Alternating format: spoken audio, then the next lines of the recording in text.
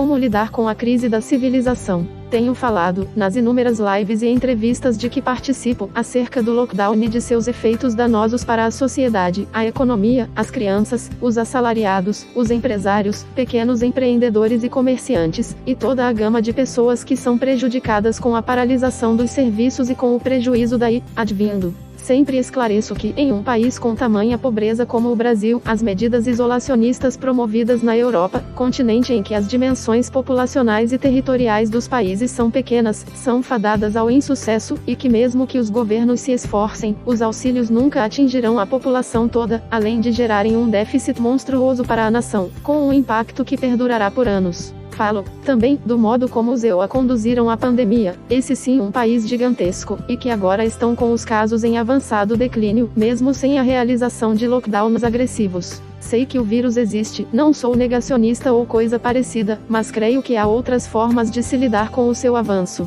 Vejo uma capitalização política enorme nos discursos públicos, e isso me deixa bastante preocupada com o futuro de nosso país. Afinal, a política era, segundo Platão, a arte de dar uma vida boa para a população, e deveria ser, segundo o filósofo, exercida pelos homens mais sábios, que apresentavam maior capacidade de lidar com as situações e tomar decisões. Infelizmente, não é isso que vemos por aqui. Quando abordo tais temas, muitas pessoas me perguntam qual será o futuro que nos espera, se dizem angustiadas e me questionam sobre quais atitudes devem tomar, diante do quadro atual de coisas. Afinal, o mundo todo está em crise. A minha resposta, invariavelmente, é sempre a mesma. Ordenem-se por dentro, cuidem de sua casa, de sua família, de seu trabalho, de seu entorno, pratiquem a religião. Eric Waglein, escritor alemão naturalizado americano, que fugiu de sua terra natal em 1938, para não ser preso pelo regime nazista, e tornou-se um professor, escritor e palestrante mundialmente famoso, foi quem primeiro tratou dessa ideia, do modo que a exponho aqui.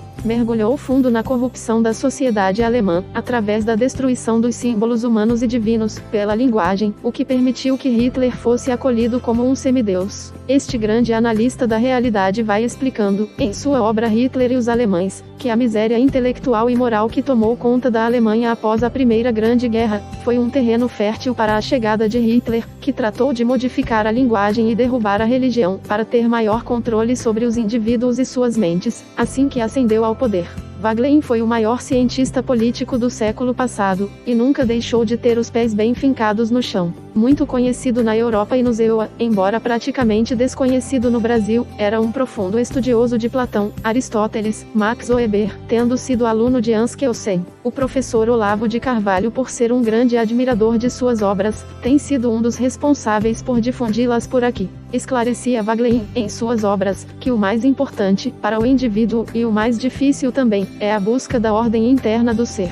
Estar em ordem interna, mesmo dentro do caos, conhecer a verdade e saber seu propósito de vida, tendo a certeza de que este é o desejo divino para os homens, deve ser a missão da vida de cada um. Estamos atravessando tempos sombrios, loucos, nos quais o medo e a ignorância coletiva cegaram a humanidade. A miséria moral e intelectual a todos atingiu e contaminou. A linguagem foi corrompida, para que em seu lugar sejam inseridas as ideologias. A civilização vive uma grande crise espiritual e de símbolos. As crenças vêm sendo trocadas por ideologias que subvertem a ordem moderna. Isso, historicamente, aconteceu em muitas nações. A Alemanha não foi a única. Temos como exemplo a Rússia de Stalin, a Venezuela, Cuba, a Coreia do Norte, a China e muitas outras, que se encantaram pelo canto da sereia de ditadores cruéis, travestidos de heróis, os quais foram modificando a linguagem e o sentido das palavras e dos símbolos, a fim de tornarem a sociedade uma massa de manobra rendida às suas vontades tirânicas. Como digo insistentemente, a história é cíclica, ela se repete.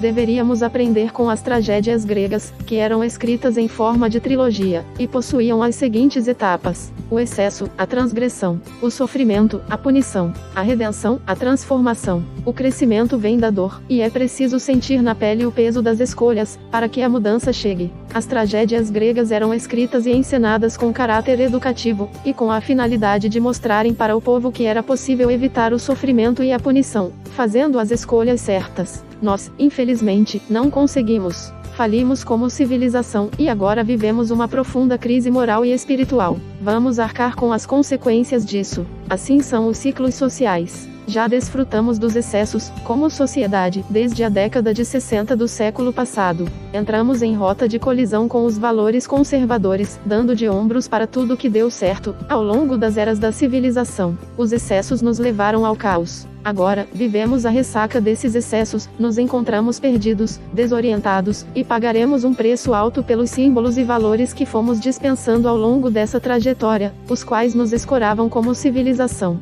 Waglein dizia que, enquanto isso, devemos aproveitar para nos conectar com a ordem interna que todo homem precisa ter, e que é obtida através da busca do divino, do estudo da filosofia, do resgate das virtudes. O indivíduo precisa investir nos cuidados com a família e com o lar, em sua mente, seu corpo e sua alma, para só então, em perfeita comunhão consigo, sair a lutar pelo mundo. Isso lembra bastante o ensinamento do psicólogo canadense Jordan Peterson, sobre arrumar o próprio quarto, antes de sair por aí ditando as fórmulas para modificar o mundo. Eu, você, nossos familiares, pouco ou nada podemos fazer, para modificar a sociedade atual, corrompida por ideologias. Mas podemos estudar os clássicos, praticar a religião, passar adiante valores morais sólidos, resgatar os símbolos e a linguagem, para que o mal não prevaleça sobre o bem, para que Deus retorne aos lares e aos corações da humanidade, e para que dias melhores cheguem para o nosso sofrido Brasil. Para encerrar, deixo aqui uma citação de Eric Waglein: